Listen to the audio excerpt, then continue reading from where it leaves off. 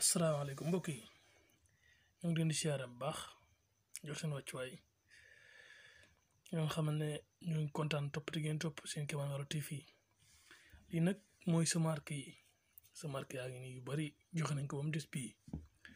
sa marque yaa ngi nii double 2 bi takk dugal la de macha allah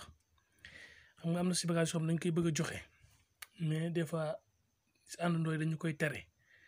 wala des fois mu nekk bagage boo xam ne waroo koo joxe waaye yi ñu war a joxe yëpp dinañ koy joxe yi nga xam ne nag tamit xéewal lañ ci def rek koo xam ne soxla nga ko tamit jox la ko ndax kànnaar bi am na ñu ko doon laaj ba léegi ñoo ngi koy bëgg a dugal mais gis ngeen ko nii dafa xaw a jafe moo tax kànnaar bi moo nekk nii gis nga xaatim bi nag lépp moo ngi nii mais dafa compliqué moo tax mën ma koo dugal waaye ay kus-kus kuñ ko defaral ba nga am ko. loo si bëgg rek koo si bëgg a tëj de muy tubaab muy lu mën a doon de koo si bëgg a not ci kàttanu suñu borom di nga ko not incha allahu taala waaw ñoo ngi leen di siyaaraat bu baax nag bu leen fàtte abonné si Kéemaan Waalo TV yéen ko moom suñu jëf la waaw sama kii ak yëpp a ngi fi de kànnaar bi moom dañ ko gëj a liggéey sax ndax doy waar gi mu doy waar waaye ku si war a jot moom te def si li si war bu soobee yàlla dañ si jot incha allah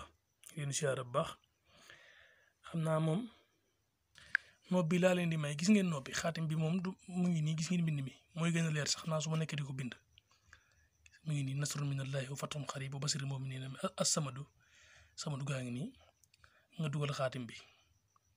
nga ko nii lay duggee 10 20 30 40 50 44 54 64 nii lay duggee nga ko 10 fi ngay njëkkee 10 bu defee xaatim pare fi ngay njëkkee 10 20